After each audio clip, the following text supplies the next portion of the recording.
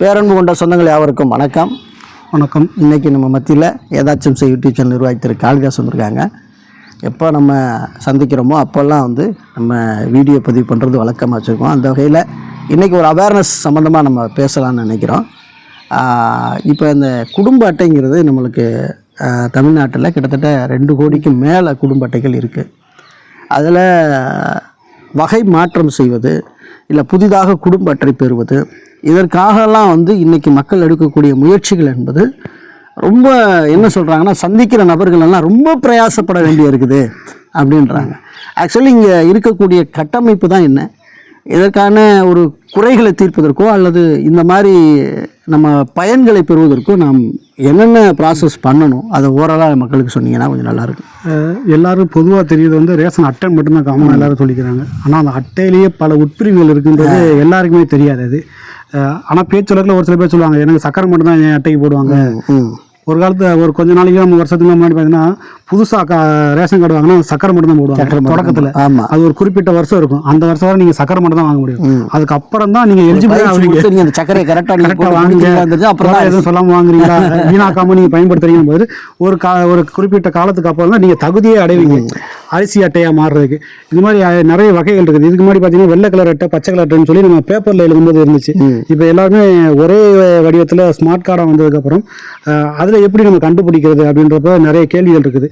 இதை எல்லாத்தையுமே எளிய முறையில் கண்டுபிடிக்கிறதுக்கும் அதோட விளக்கங்களுக்கும் நான் அந்த அட்டையிலேருந்து அடுத்த அட்டைக்கு போகணும், இல்லை அதுக்கு கீழே இருக்க அட்டைக்கு நான் மாறணும் அப்படின்னா டிஎன்பிடிஎஸ் இணையதளத்திலேயே அனைத்து வகையான இணைப்புகளும் அதில் இருக்குது. எல்லாரும் லிங்க் வீடியோக்களை தரணும். இந்த திரையிலும் கூட அந்த டிஎன்பிடிஎஸ் வெப்சைட் கண்டிப்பாக அது நீங்கள் வெப்சைட்டில் தான் போய் பண்ணணும். வச்சுன்னா டிஎன்பிடிஎஸ் ஆப்போட வந்துருச்சு. நீங்கள் மொபைலில் நீங்கள் இன்ஸ்டால் பண்ணி அந்த ரேஷன் அட்டையில் நீங்கள் என்ன ஃபோன் நம்பர் கொடுத்துருக்கீங்களோ அந்த ஃபோன் நம்பரை போட்டு ஓடிபி வச்சு நீங்கள் பண்ணிக்கலாம். வந்துருச்சு.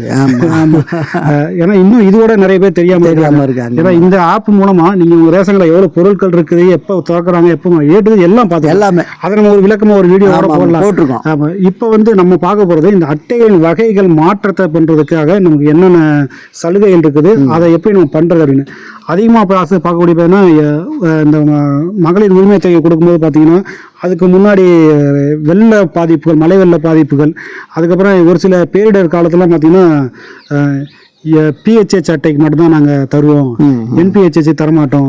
ஆனால் பக்கத்து வீடாக தான் இருப்பாங்க. அட்டை மட்டும் அந்த வகைப்பாடு மட்டும் வேற யாரும் தரமாட்டேன் அப்படின்னாங்க. உன் வீட்டுக்கு தண்ணி வச்சு என் வீட்டுக்கு தண்ணி இல்லை, உன் வீட்டுக்கும் வரல என் வீட்டுக்கு வரல, உனக்கு மட்டும் இப்படி கொடுத்தாங்க நிறைய இருந்துச்சு. ஏன்னா அந்த வகையை கண்டுபிடிக்கிற பெரிய விஷயம் இருக்கும். அதை மொத்தமாக பார்த்தீங்கன்னா தமிழக அரசு ஒரு 5 வகையான அட்டைகளை வெளியிட்டிருக்காங்க. அதில் முன்னுரிமை அட்டைகள், முன்னுரிமை இல்லாத அட்டைகள், சர்க்கரை அட்டைகள், பேரளவில் முகவரி அட்டையாக மட்டும் வச்சுக்கிறதுக்கு.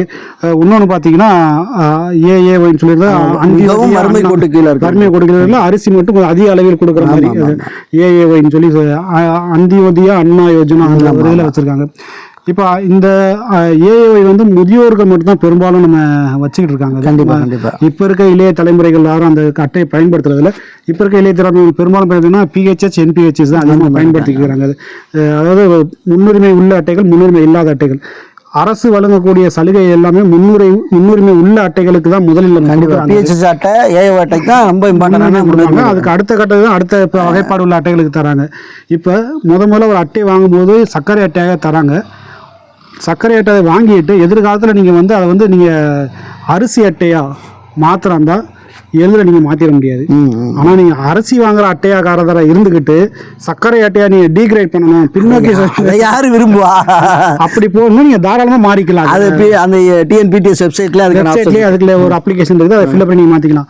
அதாவது மேலே இருந்து பார்த்தீங்கன்னா முன்னுரிமை அட்டை, முன்னுரிமை இல்லாத அட்டை, 2வது, 3வது பார்த்தீங்கன்னா சர்க்கரை அட்டை, 4வது பார்த்தீங்கன்னா ஏஏஒய், 5வது பார்த்தீங்கன்னா அடையாள அட்டையாக மட்டும் பயன்படுது. இப்போ நீங்கள் மேலே எல்லா பொருட்களையும் வாங்கக்கூடிய அட்டைதாரர்களாக இருக்கீங்களே அவங்க கீழே போய்கிட்டே இருக்கலாம். அது கட்டுப்பாடு எதுவும் கிடையாது. ஆனால் கீழே இருந்து போகிறீங்க பார்த்தீங்கன்னா அந்த ஒரு அடையாள அட்டையாக மட்டும் அட்ரஸ் ப்ரூஃபாக வச்சுக்கிட்டு இல்லை ஏஏஒய் அடுத்த லெவலுக்கு போக நிறைய கட்டுப்பாடுகள் இருக்கு. இந்த கட்டுப்பாடுகளை நிவர்த்தி பண்ணணும். இல்லை உண்மையிலேயே நான் அதற்கு தகுதியானவர் தான், எனக்கு சர்க்கரை மட்டும் பத்தாது, என் குடும்ப சூழ்நிலை, நாங்கள் வறுமை கோட்டில் மனுஷ கட்டுப்பாடு வாழ்க்கை எப்போ வேணாலும் மாறுது. அந்த மாதிரி இயற்கையான உண்மையான கால மாற்றத்திற்கு ஏற்ப எங்கள் குடும்ப சூழ்நிலை மாறி இருக்கு. அதனால் நாங்கள் அடுத்த கட்டத்துக்கு போகணும், பயன்களை பெறணும்னா எப்படி நம்ம விண்ணப்பிக்கலாம், அதற்கு வாய்ப்பு இருக்கா, விண்ணப்பிச்சா ஏற்றுக்குருவாங்களா? அதை கண்டிப்பாக அது எப்படி நம்ம விண்ணப்பிக்கிறதுனா, இப்போ ஒரு சில அறிக்கைகள் வந்து நம்ம மேனுவலாகவே இப்போ நம்ம தயார் பண்ண வேண்டிய தேவை இருக்குது. ஆன்லைன்லேயே நம்ம நீங்கள் சொல்கிற மாதிரி கீழ் நோக்கி அட்டையை நகர்த்தணும்னா பிரச்சனையே கிடையாது, பிரச்சனை இல்லை, ஈஸியாக முடிச்சு கூப்பிட்றாங்க. நிறைய பேர் இந்த அட்டைகள் வந்து ஆன்லைனில் இருக்குது, நீங்கள் எளிய முறையில் நீங்கள் பண்ணிக்கலாம். இப்போ ரீசெண்டாக ஒரு நண்பரை வந்து நான் சந்தித்தேன். அவர் சொன்ன விஷயம் என்னென்னா, நான் வந்து ஒரு வாடகை வீட்டில் தான் குடியிருக்கேன், நான் ரொம்ப ஏழ்மையாக இருக்கிறேன். பட் ஆனால் என்னுடைய கார்டை வந்து நான் பிஹெச்எஸ் கார்டாக மாற்ற சொல்லி நானும் அலைஞ்சிக்கிட்டே இருக்கேன். என்னால் அதை என்னால் தீர்க்க முடியல பிரதர். பட் ஆனால் நான் இதுக்கு மேலே நான் பொறுமை இழந்துட்டேன், இதுக்காண்டி நான் வழக்கு கூட போடலாம்னு நான் தயார் நிலையில் இருக்கேன் அப்படின்னு சொன்னார். அப்போ அவர் முன்னாடியே வந்து நம்ம டிஎஸ்ஓவுக்கு நம்ம அழைப்பு எடுத்து ஏன் என்ன பிரச்சனை அப்படின்னு சொல்லி நம்ம கேட்க போகும்போது அங்கே என்ன சொல்கிறாங்கன்னா, ஆக்சுவலி வந்து மாவட்ட ஆட்சியர்கிட்ட மனு கொடுக்கணும் இது சம்மந்தமாக அப்படின்னு சொல்கிறாங்க. என்னென்ன இணைச்சி மனு கொடுக்கணும் அப்படின்னா, நீங்கள் வறுமை கோட்டு பட்டியலில் முதல்ல இருக்கணும். இரண்டாவது உங்களோட வில்லேஜ் அட்மினிஸ்ட்ரேட்டிவ் ஆஃபீஸோடைய அந்த ஸ்டேட்மெண்ட் வந்து நீங்கள் உண்மையிலே இந்த ஊரை சார்ந்தவர் தானா, இல்லை உங்களுக்கு சொத்துக்களை தான் இருக்கா, நீங்கள் வாடகை வீட்டில் வந்து விசாரிச்சுட்டு அவர் விசாரணை பண்ணி அவருடைய அறிக்கை ஒன்று கேட்குறாங்க. இந்த அறிக்கையை கொடுத்து உங்களோட ஆதார் கார்டு, ஃபோட்டோஸு இதெல்லாம் இணைச்சி நீங்கள் ஆட்சியர் அலுவலகத்தில் நீங்கள் மண்டே பெட்டிஷனில் நீங்கள் கொடுக்கும்போது அங்கே டிஎஸ் ஆஃபீஸுக்கு அவங்க ஃபார்வர்ட் பண்ணி இந்த சம்மந்தமாக நீங்கள் வெரிஃபை பண்ணி உண்மைத்தன்மையை அறிஞ்சு நீங்கள் எங்களுக்கு அனுப்புங்க அப்படின்னு சொல்லும்போது அவங்க என்ன சொல்கிறாங்கன்னா, நாங்கள் அறிக்கை கொடுக்குறோங்கிறது ஓகே, நாங்கள் கள நிலவரத்தை பார்த்து நாங்கள் அறிக்கை கொடுத்துட்றோம், எங்கள் சைட்லேருந்து கொடுத்துட்றோம். பட் ஆனால் அவங்களோட ஆதாரை இன்சர்ட் பண்ணி பார்க்கும்போது அங்கே என்ன ஆகுதுன்னா, இவங்க ஜுவல் வச்சுருக்காங்களா, மாற்றி வச்சாங்களா, இவங்க லேண்ட் எவ்வளோ இருக்குது, லோன் எடுத்திருக்காங்களா, என்னென்ன வாங்கியிருக்காங்க, எவ்வளோ எல்லாம் வாங்கியிருக்காங்க, எல்லாம் தெரிஞ்சிருது. அப்போ அவங்க என்ன சொன்னாங்கன்னா, ஒரு 380 அட்டை பரிந்துரை செய்தோம் அப்படின்னா அதில் 280 அட்டை நிராகரிக்கப்படுது. 280 அட்டை நிராகரிப்பு நிராகரிக்கப்படுகிறது. அப்போ வந்து மீதியில் இருக்கக்கூடிய 2 டிஜிட்ல இரட்டை எண்ணிக்கையில் இருக்கக்கூடிய அட்டை அந்த மாதிரி ஒரு சூழ்நிலை வந்து இங்க இருக்குது. அதனால நம்ம அறிக்கையை வந்து மேனுவலா கொடுத்தாலும் கூட எலிஜிபிள் உள்ள நபர்களா இருந்தா உண்மையில அந்த 380ல 100 சக்சஸ் ஆகுதுல்ல. அப்ப 100 உண்மையில அவங்க எலிஜிபிள் உள்ள நபர்கள் தாங்கிற கணக்குல நம்ம இருக்கும்போது அது ஆட்டோமேட்டிக் வந்து வகை மாற்றம் செய்து கொடுக்கப்படுகிறது அப்படிங்கிற தகவலை சொன்னாங்க. ஆனா நீங்க வந்து என்னதான் விஓட்ட போய் ரொம்ப தெரிஞ்சவர், குடும்ப நண்பர், நெருங்கிய நண்பர், இல்லை வேற ஏதாச்சும் சமாளித்து அவர்களுக்கு நன்கொடை கொடுத்து நம்ம என்ன வேணாலும் பண்ணாலும் ஆதார் அட்டையை போட்டு அதை நம்பரை போட்டு பார்க்கும்போது இனிமேல் எதுவுமே பண்ண முடியாது. அதே காரி தூண் துப்புற மாதிரி நீ இந்த இடத்துல லேண்ட் வாங்கியிருக்க, இந்த இடத்துல விற்றுருக்க, இவ்வளோ நீ இன்கம் டேக்ஸ் கட்டுற, இந்தந்த பாயிண்ட்ல நீ அடைஞ்சிக்கிட்டு இருக்கிற, இவ்வளோ சொத்து உனக்கிட்ட இருக்குது, எல்லாமே அதே சாதாரணமாகவே நம்ம ஒரு லோன் வாங்க போனாலும் கூட நம்மளுடைய ஆதாரை போட்டு பார்த்தோம்னா நம்மளுக்கு எவ்வளோ சிவில் லென்த் இருக்கு, ஸ்கோர் இருக்குன்னு பார்த்துட்டு வாங்க நீங்கள் கட்டியிருக்கே கட்டலை அப்படிங்கிறது என்ன பண்ணிடுறாங்கன்னா அவங்களே முடிவு பண்ணி நம்மளுக்கு கொடுக்குறதா அவனே டிசைட் பண்ணுறான். ஒரு தனியார் கம்பெனியே டிசைட் பண்ணும்போது நம்ம என்னதான் கம்பு கட்ட கதெல்லாம் நான் அவ்வளோ கோடி வாங்கிக்கிறேன், இவ்வளோ டயத்தை கட்டியிருக்கேன்னு சொன்னாலும் ஒரு நிமிஷம் சார் அடிச்சு பார்த்து நம்ம வண்டவாளம் தானே சொல்லிடுறோம். அதே மாதிரி தான் இப்போ வந்து இந்த ஆதாரை பேஸ் பண்ணும்போது அந்த உண்மைத்தன்மை தெரிஞ்சிருது. அதனால நாங்கள் என்ன சார் பண்ண முடியும், எங்கள் சைட்ல இருந்து வாழ்வியலை பார்த்து நாங்கள் அறிக்கை சப்மிட் பண்ணுறோம். பட் ஆனால் அந்த மாதிரி உங்க ரெக்கார்டிக்கலாக பார்க்கும்போது நிறைய எலிஜிபிள் இல்லாமல் போயிடுது அப்படி சொன்னாங்க. அதுக்கப்புறம் சரி ஓகே உண்மைத்தன்மை இருந்துச்சுன்னா அதை செஞ்சு கொடுங்க சார் அப்படின்னு சொல்லும்போது ஓகே நான் அதை ஃபாலோ பண்ணுறேன் சார் அப்படின்னு சொல்லி. நீங்கள் இதை விண்ணப்பிக்க விருப்பம் இருப்பவர்கள் அல்லது ரொம்ப நாளாக இது நான் எப்படியாச்சும் விண்ணப்பிச்சு வாங்கணும்னு நினைக்கிறவர்கள் முதல்ல போய் ஸ்டேட்மெண்ட் வாங்காதீங்க, விஓட்ட ஆதார் கார்டு போட்டு நீங்க எலிஜிபிளான்னு தெரிஞ்சுக்கிறீங்க, வறுமை கோட்டு பட்டியலில் நீங்க இருக்கீங்களான்னு பாத்துக்கோங்க. இதெல்லாம் நீங்களே பாத்துக்கிறோம். என்னதான் எல்லா வேலையும் செஞ்சுட்டு கடைசியில கொண்டு போய் வைக்கும்போது ஆதார் கார்டு பார்க்கும்போது உங்களோட உண்மையான எலிஜிபிள் தெரிஞ்சிடும். ஏன்னா நீங்க அதை போறதுக்கு முன்னாடி நீங்க உங்களை நீங்களே சுய பரிசோதனை செஞ்சுக்கலாம். கண்டிப்பா நம்ம சமீபத்தில் சொத்து வாங்கியிருக்கோமா, வித்துருக்கோமா, வாகனங்கள் ஏதாச்சும் வாங்கி லோன் ஏதாச்சும் எடுத்திருக்கோமா, எல்லாமே நீங்களே பார்த்தாலே உங்களுக்கே பார்க்கணும் சார், உங்களுக்கே தெரியும் உங்களை பற்றி இது. கண்டிப்பாக அதனால நீங்கள் பேர் வந்து சேஞ்ச் பண்ணணும் அப்படின்னா, அதாவது பேர்னா கார்டோட நேம் சேஞ்ச் பண்ணணும் அப்படின்னா, வகை அட்டை மாற்றணும்னா இதுதான் ப்ராசஸ்.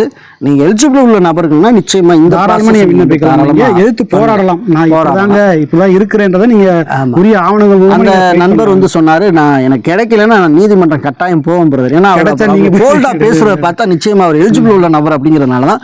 அதே மாதிரி எலிஜிபிள் உள்ள நபர்களை நிராகரிக்கவும் கூடாது, அதிகாரிகள் வந்து அதை செஞ்சு கொடுக்கணும். அப்படி இல்லைன்னா மக்களாகி நீங்கள் என்ன செய்யணும்னா ஆர்டிஐ பயன்படுத்தலாம். இத்தனை பேர் கார்டு வகை மாற்றம் பண்ணி கொடுத்துருக்காங்க, எந்த மாதத்துலேருந்து இந்த தேதி வரைக்கும் ஒரு 2 வருஷத்துக்கான நீங்கள் தகவலை கேட்டிங்கன்னா அவங்க கொடுக்கும்போது நிச்சயமாக எலிஜிபிள் உள்ள நபர்கள் தான் கொடுத்துருக்காங்களா, அன்எலிஜிபிள் உள்ள நபர்கள் கொடுத்துருக்காங்களா நம்மளே வெரிஃபை பண்ணி கண்டுபிடிச்சிட முடியும். அப்படி கண்டுபிடிக்கும் பட்சத்தில் நிச்சயமாக நம்ம வந்து சம்மந்தப்பட்ட துறை அலுவலருக்கு அவங்க மேலே புகார் கொடுக்கும்போது நிச்சயமாக அதுக்கு ஒழுங்கு நடவடிக்கை எடுக்கிறதுக்கான வாய்ப்புகளும் கூட இருக்குது. அந்த மாதிரி கூட நம்ம நிறைய விஷயங்கள் இப்போ இன்னொன்று கேட்பாங்க, இவர் ரொம்ப நாளாக பிஹெச்எஸ் தான் வச்சுருக்காரு, அப்பையிலேருந்து அப்படி தான் வச்சிருக்காரு, ஆனால் அவர்கிட்ட ஏற்பட்ட சொத்து இருக்குது, அவங்ககிட்ட இல்லாத சொத்தே கிடையாது, அவர் போன வாரம் கூட வாங்கினார், ஆனால் பிஹெச்எஸ் தான் வச்சிருக்காரு.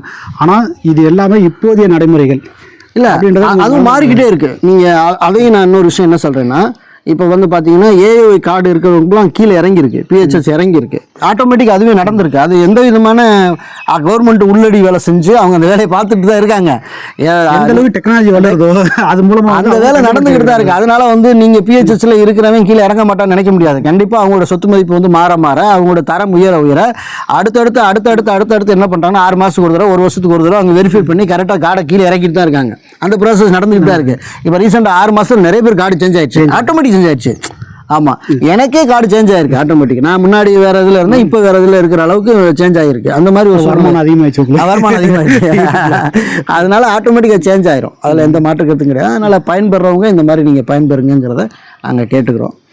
மீண்டும் நல்ல தகவலோடு உங்களை வேறு எதுவும் சந்திக்கிறோம். நன்றி.